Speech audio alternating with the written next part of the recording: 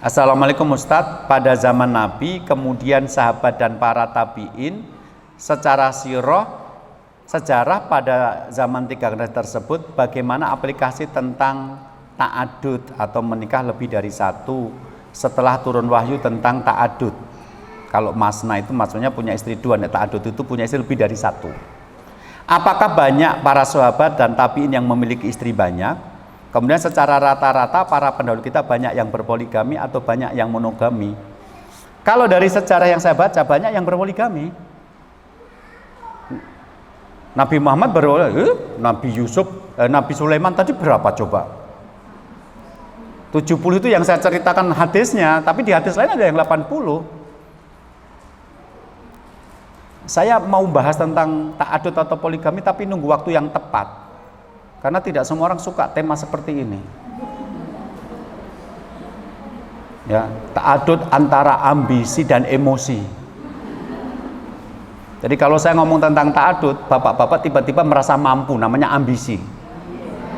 Ibu-ibu langsung pasang headset, namanya emosi. Jadi kalau ibu-ibu itu pokoknya bahas yang lain, kenapa sih? Apa harus tentang poligami? Gitu loh. Kan yang lain sudah bertahun-tahun, sekarang bahas saatnya poligami, nggak mau. Nah kalau poligami saya nggak datang. Itu emosi. Nih bapak-bapak, fankihu ma taba lakum minan nisa, nikahilah perempuan yang kamu maui, masna, matsulata, ruba, 2, 3, 4, hore, gitu loh.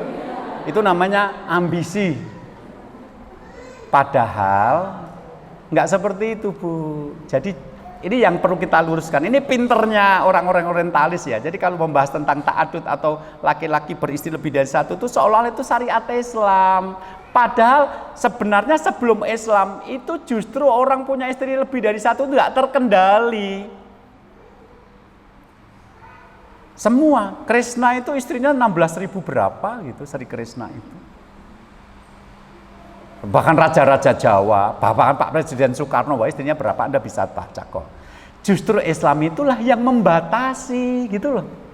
Jadi Islam mengatakan fangkum atau balakum minan nisa, nikahilah perempuan yang kamu saya 2, 3, 4. Islam cuma membatasi maksimal 4. Karena kalau sudah lebih dari 4 itu bukan memimpin keluarga, mesti urusannya masalah ranjang. Tapi kalau memimpin keluarga itu jadi bapak, jadi suami, jadi menantu, jadi kakak ipar, jadi petugas ronda. Maksudnya gini, Anda datang ke rumah istri pertama, nanti di sana ada mertua, ya Anda menjadi menantu, ngobrol dengan mertua. Di sana ada ipar datang, ya Anda jadi kakak ipar di situ. Di sana ada Pak RT ngundang Anda rapat RT, ya Anda rapat RT di RT situ. Di situ ada tata ronda, ya Anda ronda di situ. Di situ ada anak, ya Anda didik anak di situ. Di situ ada tetangga, ya Anda kenalan dengan tetangga di situ. Pindah ke istri yang kedua, begitu juga ngomong sama mertua, ngomong sama adik ipar, ngomong sama tetangga, dolanan karo anak-anak gitu loh. Ya ikut ronda juga. Itu namanya memimpin keluarga. Nek gurde bojo punjul kosiji, itu preman yo iso.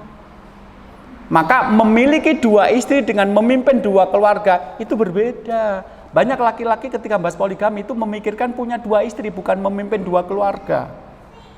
Ini beda. Makanya harus difahami bahwa justru Islamlah yang membatasi maksimal itu 4. 4 ku sing gede, dhuwur, bagus, pinter, sugih.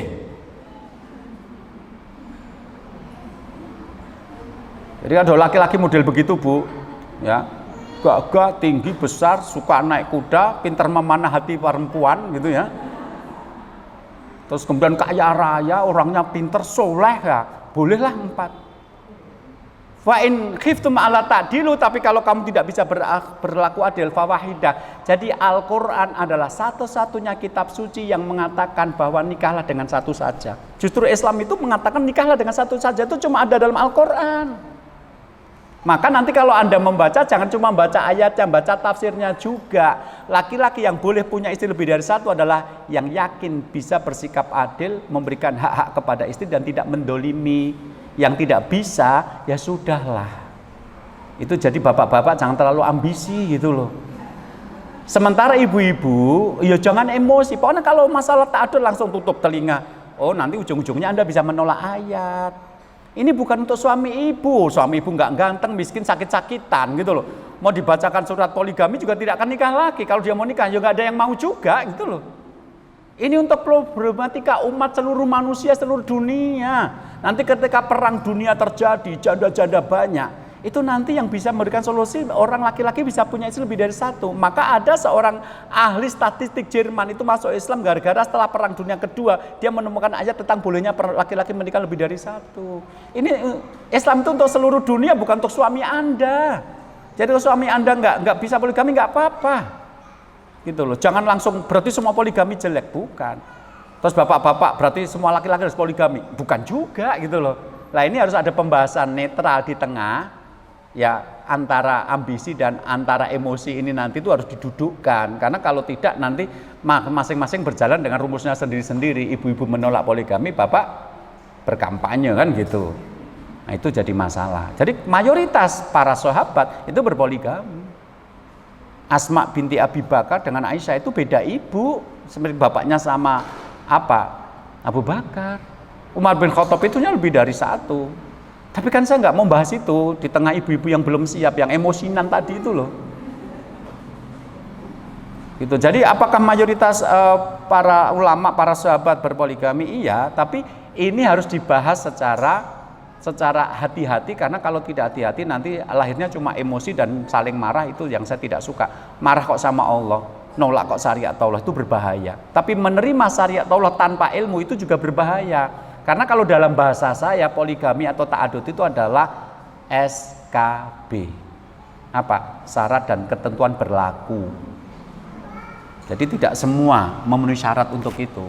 Jadi tenang aja Bu, saya juga tidak akan meloloskan laki-laki yang kira-kira tidak bisa memimpin. Tenang juga Pak, saya akan merayu ibu-ibu agar mengizinkan kalau Anda memang mampu, gitu loh. Gitu. Kalau memang Anda mampu, saya akan merayu Bu untuk mau. Tapi kalau nggak mampu, tenang Bu, saya tidak akan meloloskan orang-orang yang memang tidak mampu. Ini syariat jadi permainan, nanti malah jadi jelek, malah citranya jadi merusak syariat itu sendiri.